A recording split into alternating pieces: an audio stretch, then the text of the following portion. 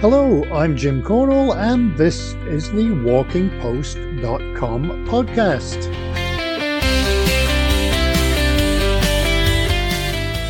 WalkingPost.com is the news website dedicated to walking with all the latest on gear, books, health, trails, festivals, fitness, events, and more. This podcast is number 54, and it's going live on May the 29th.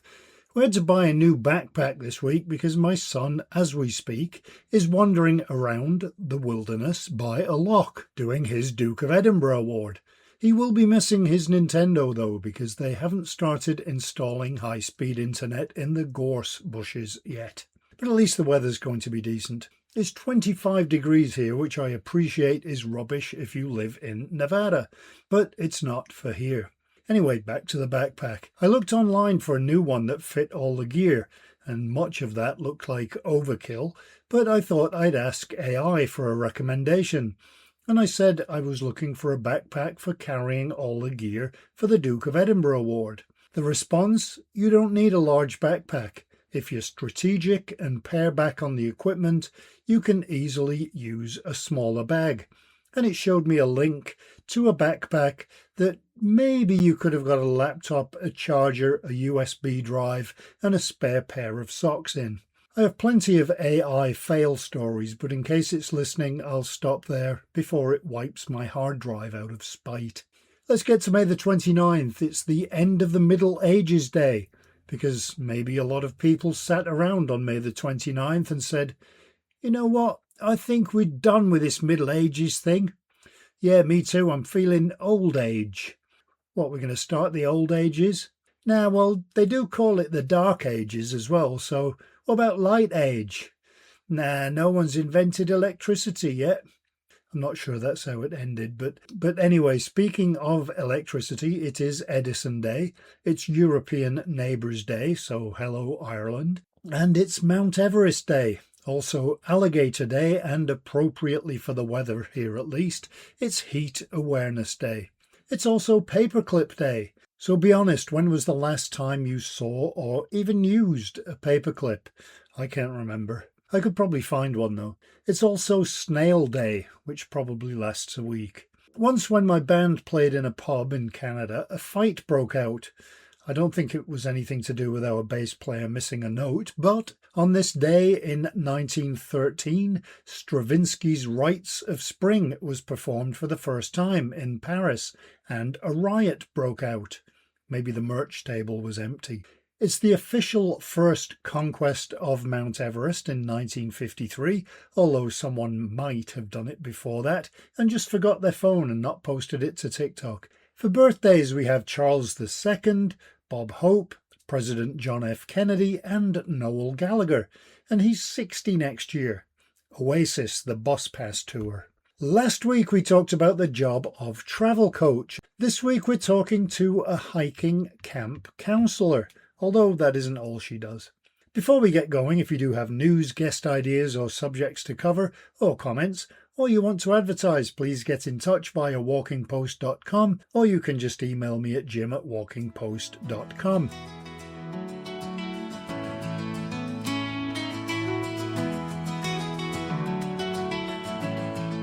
Okay, let's go through some of the headlines of the news articles you may have missed that we had on walkingpost.com over the past week.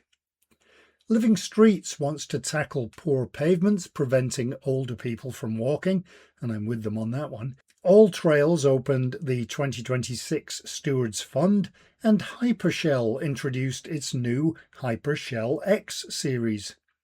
A coalition has formed in Canada to champion and steward British Columbia's outdoors. Ireland has announced more than €485,000 to upgrade walking and hiking trails. We had an article on the rise in the number of hiking injuries, and Ordnance Survey highlighted the health benefits of walking 7,000 steps every day. There's a new Quiet Lanes program which hopes to create safer walking and cycling routes, and you can read all of these and more at walkingpost.com.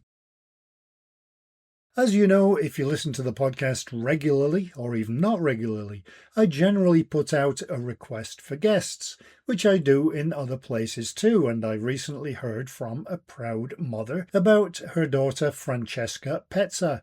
Francesca will soon be a recent college graduate from Santa Clara in California, and she was a hiking counselor in Colorado last summer.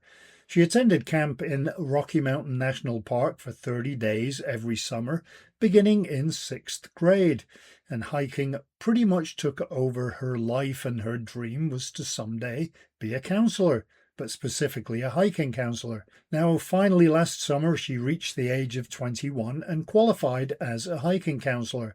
So instead of taking internships, she decided that fulfilling her dream of leading groups of young women into the Rockies to discover nature and parts of themselves was far more important.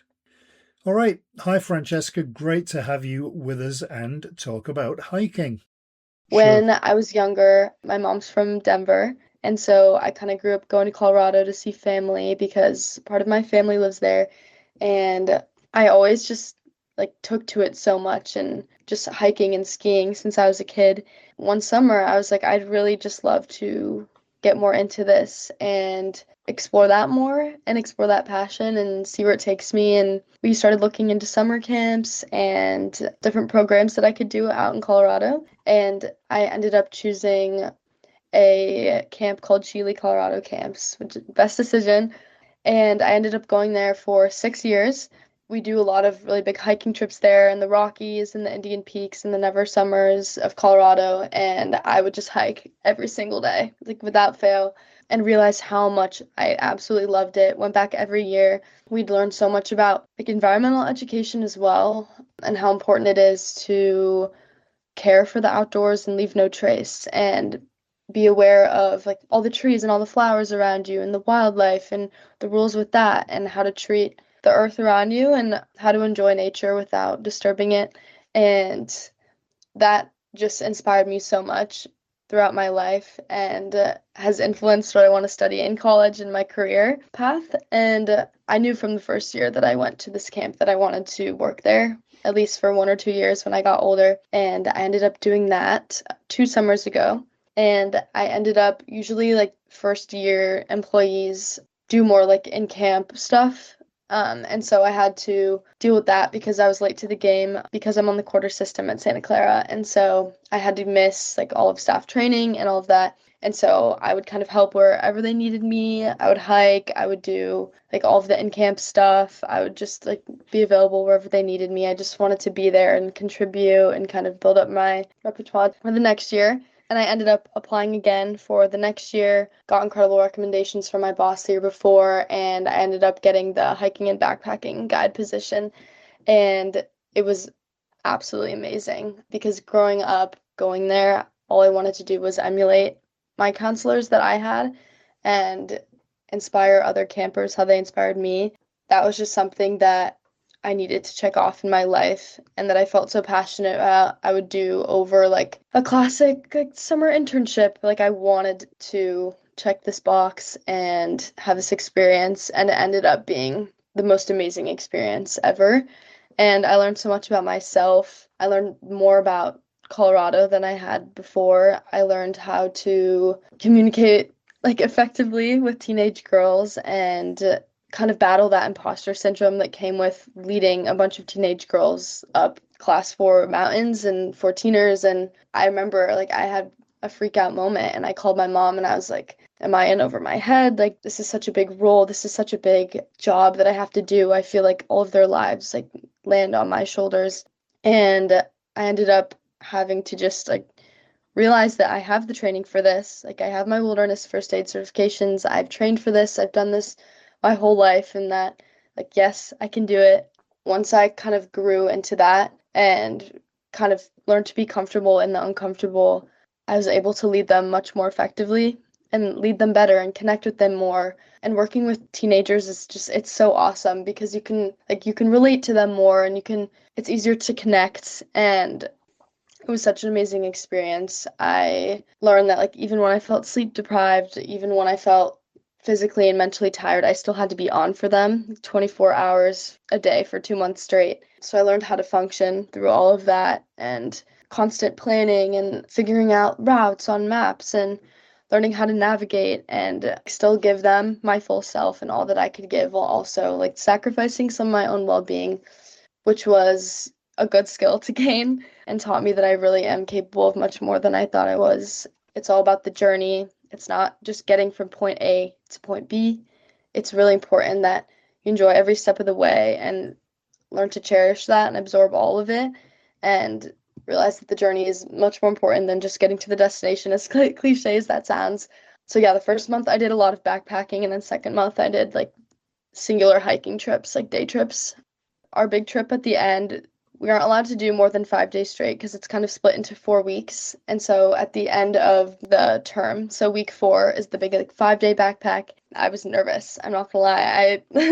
I hadn't done that as a camper. I've backpacked before, like had the experience, but I'd never done the 5-day one, and I've learned absolutely everything I need to know and absolutely every situation that could go wrong and like every route we could take. And if one route doesn't work out, like which other route we could take, and learn how to deal with, the uncertainty that comes with backpacking and comes with girls getting hurt inevitably. And that was, I think, one of the biggest feats of my life was feeling alone in that and still making it work and like providing the girls like such a good experience. And there was one time like we encountered a bear and I was ready to throw myself in front of all the girls, and like so incredibly fulfilling to see the girls feel so accomplished with themselves and like make it to the top of the 14er and see like them struggling, like waking up at 2 a.m. with our headlamps and like hiking in the dark and having to like ration your food and like learn how to use the wilderness stuff. The whole thing has made me become such a better person, and seeing the sunrise on top of a mountain is the most beautiful thing. And it made us all feel so connected to our roots and who we are as human beings, and has made me realize that my principal purpose on the planet is to help the earth and protect nature and contribute positively to the environment. It's very known that like it's in jeopardy right now and has been for a while, and it's very urgent that we need to help and figure out how to be sustainable and how to protect these places and keep these places alive. And I think showing these girls these beautiful things like I was shown as a camper has enlightened that in them. And especially like the evolution of some girls who were maybe afraid to hike at the beginning or thought they couldn't do it physically or mentally, and then by the end they're peaking 14ers and they're happy and they're proud of themselves. And that's just to feel like you made an impact on another person. It's the greatest feeling, and doing that in such a beautiful, beautiful place like Colorado was just so rewarding and just so amazing. I'm so happy I had this experience. I learned not only so many cool like wilderness skills and survival skills, but also like how to connect with that age group and how to connect with other people, and I saw so many people of different backgrounds and types of personalities come together and all bond over this one thing, which is hiking. How do you deal with the fact that obviously they have different abilities, different speeds, different Mm-hmm. fears? They're all individuals. How do you sort of keep it Yes. all together without the first one being 3 miles up ahead and the last one just sitting down there saying, "Where's Mm-hmm. the nearest McDonald's?" Yeah. Yeah, that's such a good question. So from the very beginning of the term, we're scoping that out and we're becoming aware, getting to know each girl and getting to know their fears and talking that through with them and observing them as they hike. So at the beginning of the term, the hikes are very easy. They're very basic, 8 miles round trip or less, maybe six, to like a lake. And so girls that haven't tried it before are encouraged to try it and see if they like it, see if they take to it, see if they feel physically able to do it.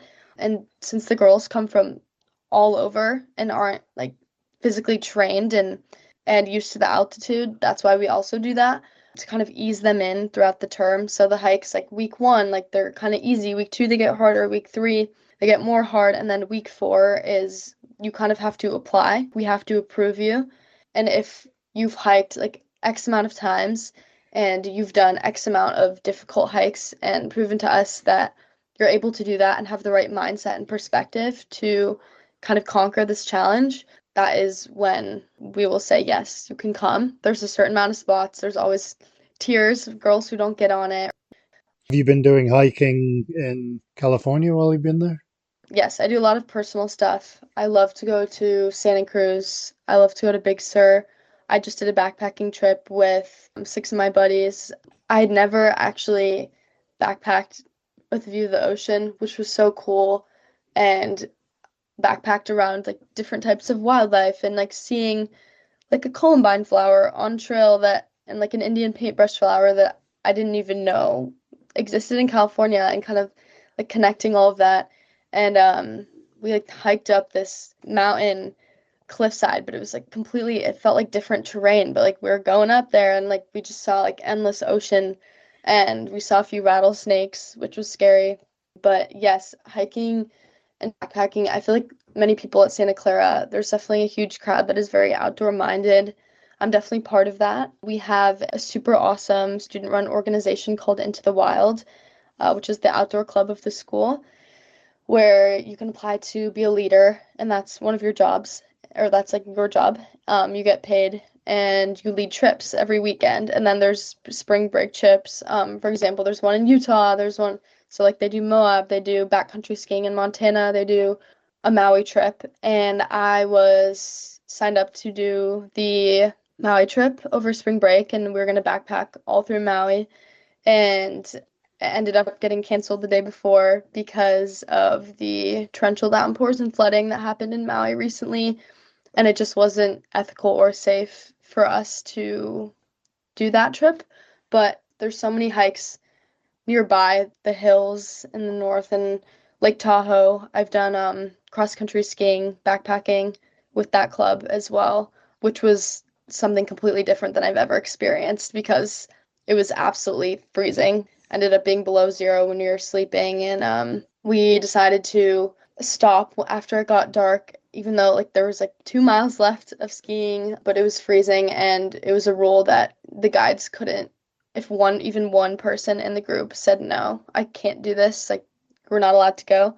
And so we ended up finding like our own makeshift place off trail, like in the snow, like spending hours building snow trenches to put our tents in and making sure everything's secure and we're in a safe place. And we still had a place to make our food and all of that. But I feel so grateful and like lucky and privileged to have so many outdoor outlets nearby because California is such a versatile, like beautiful natural state. Where's your favorite place to go? Back in Colorado or Yeah, in Colorado, my favorite place to go, I don't think I could choose like a mountain range. That's my favorite, and there's endless hikes that I could never decide between, but one of my personal favorites is in the Indian Peaks range. There's three mountains called Pawnee, Shoshone, and Toll. You backpack about 10 miles to this beautiful, serene lake, and what we did, it was a 3-day trip. And on the second day, woke up at maybe 5 a.m. and we were camping kind of like at the base of the mountain. And so we ended up going up with light packs and going up and being there until like for the sunrise and watching the sunrise and then going to peek the mountains nearby.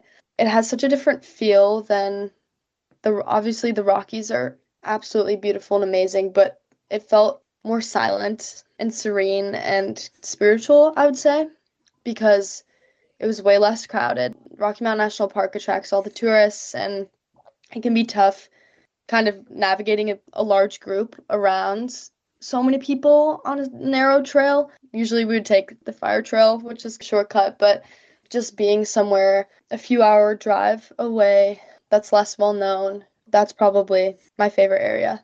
are you going to be doing the counseling again next year or are you done this year? I unfortunately cannot do it this year because I'm graduating college pretty late into the first term. And unfortunately, they can't hire someone for that amount of time and then boot them and then have me come in. And so it's kind of like if you're committing, you're committing.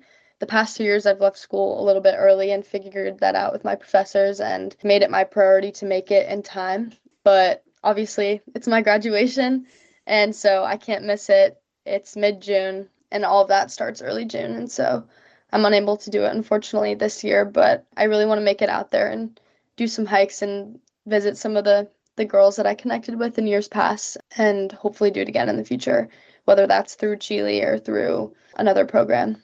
Do you have plans beyond university yet? I mean, is hiking or leading groups or travel, is that in your future plans for a career or not? I would definitely say my goal is to do that at some point. As of now, I'm looking for jobs just in the outdoor industry that are environmentally focused. I'm looking to do specifically sustainability work and find jobs that I'm a communication and Spanish double major and a sustainability minor. And so I've gotten to kind of connect these different fields and passions all together at Santa Clara. And I would love to just make a difference environmentally, whether that's through marketing, like sustainability marketing for an outdoor brand or other types of sustainability roles. I would love to just be engaged with that type of work. I feel like I'm not a very like 9 to 5 person. I love to be hands-on. I love to be out there. And so that's definitely a priority for me to find a job that fits those things. And I'm very open-minded. I feel like I've gained many facets throughout college that I could go several different routes. I worked for the Center for Sustainability at school. I have an apprenticeship I've had for the past 3 years where I contribute to the sustainable development goals on campus, and I specifically spend a lot of time in the Forge Garden, which is our campus garden, and combat food insecurity and just learn a lot about sustainable gardening and horticulture and how important it is to get back to your roots and eat seasonally and have that as a resource for students. And so I'm definitely looking for jobs that just align with my core purpose that I feel I have in the world. You're going to stay in California or are you going to anywhere? I want to stay in probably either San Francisco or go to Colorado. I feel very at home in Colorado and I have lots of connections there, and it's a wonderful, wonderful place to do all of the aforementioned. But I also love San Francisco and there are many cool opportunities here.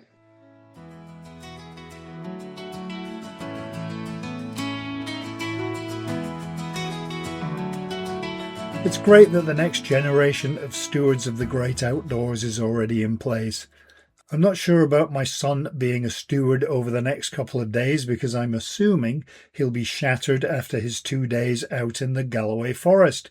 So he probably won't want to do anything this weekend. He can sit and monopolise the television again. Not sure what's going to happen when the World Cup comes on in a couple of weeks. I've only missed 2 games ever, and those were both when my band was playing gigs.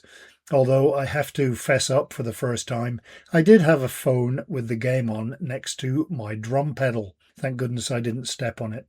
I'm sure ours won't be the only battle for the remote in the world regardless. This week we also got an invite to go and film a hiking series in Eastern Europe next summer, so that should be fun. Now my son has that huge backpack, he can carry all the equipment. If you do have news or suggestions for podcast guests, please do get in touch through jim@walkingpost.com.